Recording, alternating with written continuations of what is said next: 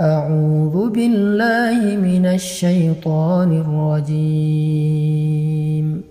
بسم الله الرحمن الرحيم. تبارك الذي بيده الملك وهو على كل شيء قدير. الذي خلق الموت والحياة ليبلوكم أيكم أحسن عملا وهو العزيز الغفور. الذي خلق 7 سماوات طباقا ما ترى في خلق الرحمن من تفاوت فارجع البصر هل ترى من فطور ثم ارجع البصر كرتين ينقلب إليك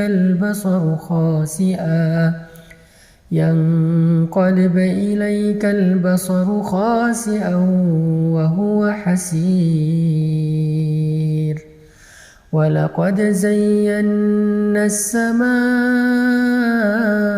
الدنيا بمصابيح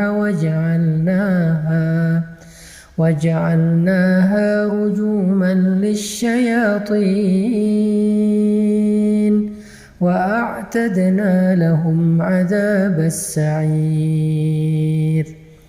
وللذين كفروا بربهم عذاب جهنم وبئس المصير. إذا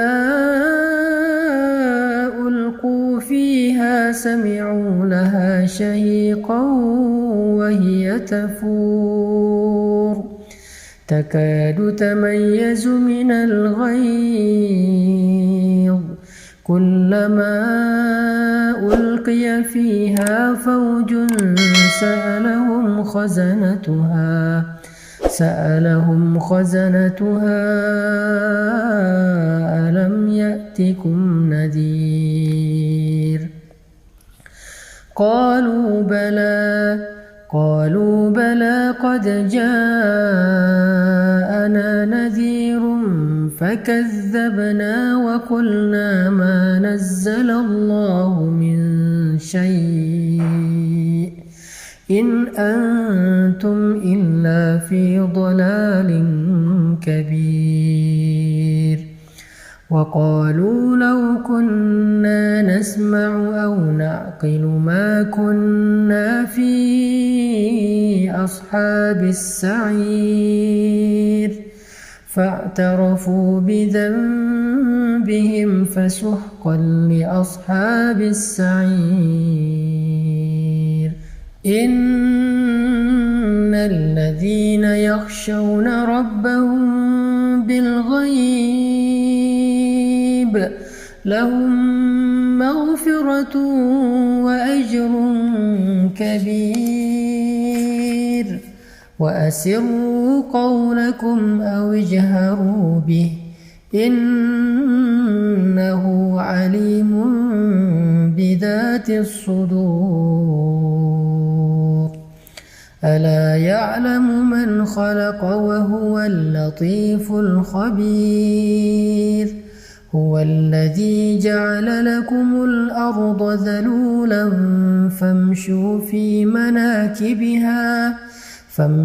في مناكبها وكلوا من رزقه وإليه النشور. أأمنتم من في السماء أن يخسف بكم الأرض فإذا هي تمور أم أمنتم من في السماء أن يرسل عليكم حاصبا فستعلمون كيف نذير. ولقد كذب الذين من قبلهم فكيف كان نكير. أولم يروا إلى الطير فوقهم صافات سماوات ويقبضن ما يمسكهن إلا الرحمن إنه بكل شيء بصير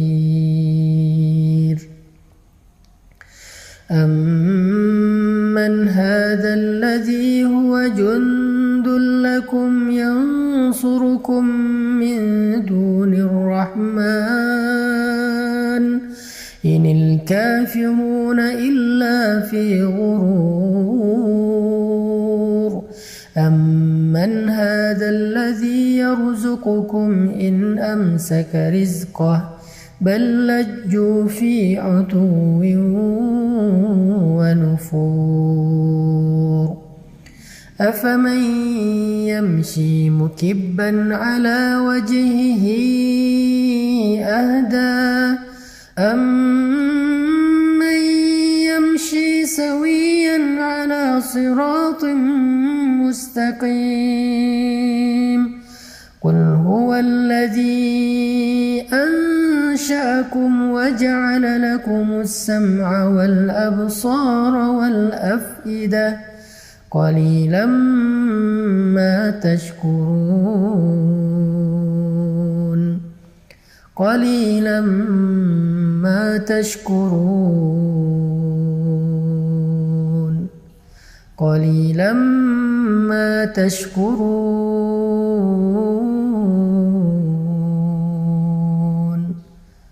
قليلا ما تشكرون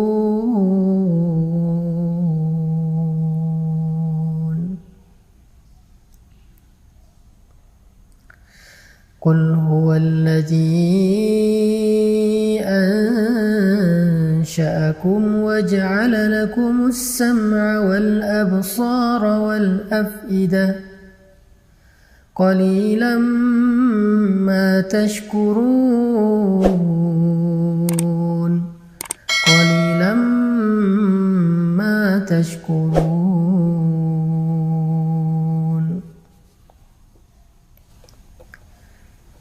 Katakanlah, Dialah yang telah menciptakan kalian, lalu menjadikan untuk kalian pendengaran, penglihatan, dan hati, dan akal pikiran. Tetapi sedikit sekali dari kalian yang mensyukurinya. Ini ayat kita banget ya, karena kita juga sering ngerasa pendengaran kita belum dipakai untuk ibadah, penglihatan kita belum dipakai buat ibadah, dan pikiran kita juga masih jarang banget dipakai buat ibadah. Kita malah lebih sering memakai telinga dan pendengaran kita buat dosa. Kita sering menjadikan pandangan kita itu hanya melihat hal-hal yang dilarang oleh Allah. Dan pikiran kita sering lupa kepada Allah. Kita sering ingat hal-hal yang lain, kita ingat makhluk, kita terus ingat orang yang kita cintai, tapi kita sering lupa sama Allah. Itulah kenapa kita dikatakan qalilan ma tashkurun, sedikit sekali yang mampu kita syukuri dari nikmat-nikmat Allah. Ini salah satu renungan penting di surat Al-Mulk. Qalilan ma tashkurun, qalilan ma tashkurun. Qul huwallazi zara'akum fil ardi wa ilayhi tuhsyarun. ويقولون متى هذا الوعد إن كنتم صادقين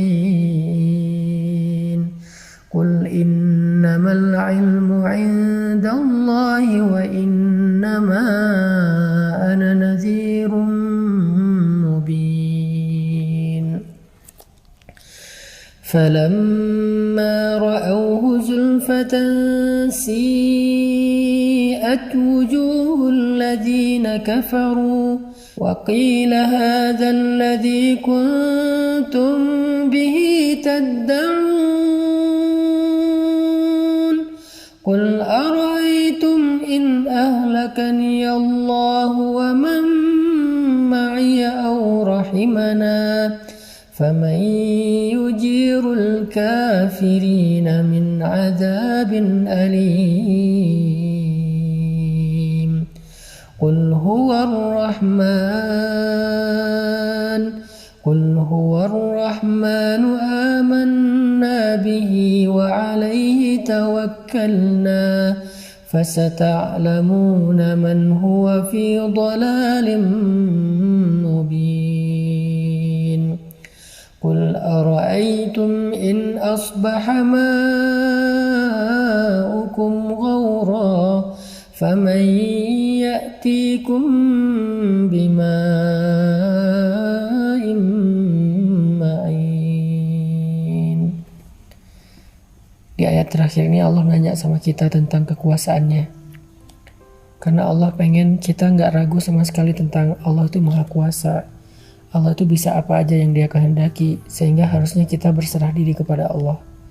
Makanya Allah nanya di ayat terakhir, coba kalian sebutkan, kalau sumur kalian menjadi kering, kalau tanah kalian menjadi gersang, kalau sungai-sungai kalian nggak lagi mengalir, maka siapa yang mendatangkan untuk kalian air yang jernih? Siapa yang menurunkan hujan? Siapa yang menjadikan tanaman-tanaman kita bisa tersirami dengan air lalu tumbuh dan kita menikmati hasilnya? Siapa yang menjadikan sumur-sumur kita menjadi penuh? Allah Subhanahu wa Ta'ala Maha Kuasa memelihara kita. Itu Allah baru ngasih satu contoh, yaitu air ketika kita dalam musim kemarau yang panjang. Kalau dalam contoh ini aja kita yakin bahwa Allah Maha Kuasa, Allah lah yang selama ini ngasih kita rezeki, ngasih kita pemeliharaan. Terus kenapa kita nggak berserah diri aja sama Allah Subhanahu wa Ta'ala sehingga hati kita menjadi tenang? Kenapa kita nggak memperbaiki hubungan kita dengan Allah sehingga ketika kita butuh Allah, Allah akan membantu kita? Makanya Allah bertanya tentang surat Al-Mulk, surat tentang kekuasaan Allah. Allah nanya, kalau sumur kalian kering, siapa yang mendatangkan kalian air yang jernih? Itu adalah pertanyaan akidah yang kita hanya bisa menjawabnya dengan iman, bukan dengan lisan. Yakin gak kita yang mendatangkan air itu Allah? Yakin gak kita bahwa yang memelihara itu Allah?